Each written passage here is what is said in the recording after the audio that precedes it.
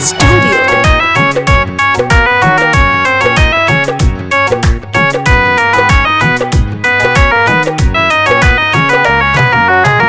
बोला बोला शंकर भगवान की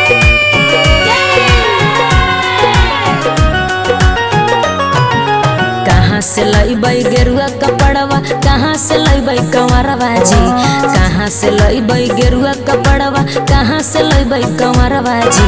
केकरा संगे जइबै असो देवो घरवा जी, केकरा संगे जइबै असो देवो घरवा जी। नवादा से लईबै सूट सलवारवा, लखीसराय से लईबै कमरवा के। अच्छा। नवादा से लईबै सूट सलवारवा, लखीसराय से लईबै कमरवा के। आ जलवा धारे तोरो ले जइबौ साथे देबा घरवा के। सच्ची? जलवा धारे तोरो ले जइबौ साथे देबा घरवा के।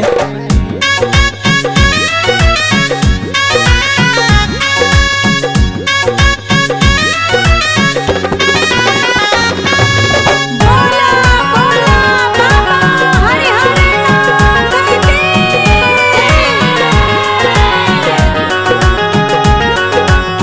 देव घर जाए के हमरो हई मनावा, भोला जी के करबई असो दर्शनवा।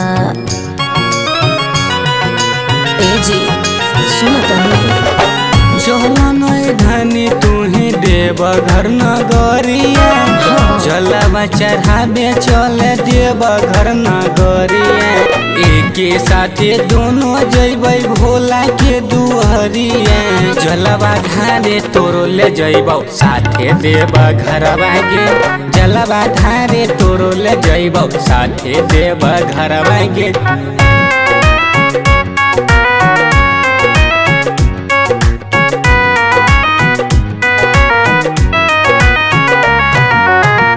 बोला बोला बाबा बासुकीनाथ की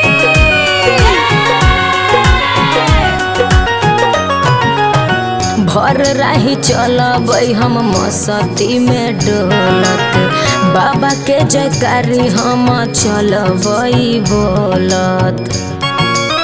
ए राजा सुन तनी जंगलो पहाड़ के देखबौ तोरा सीन गे। अच्छा।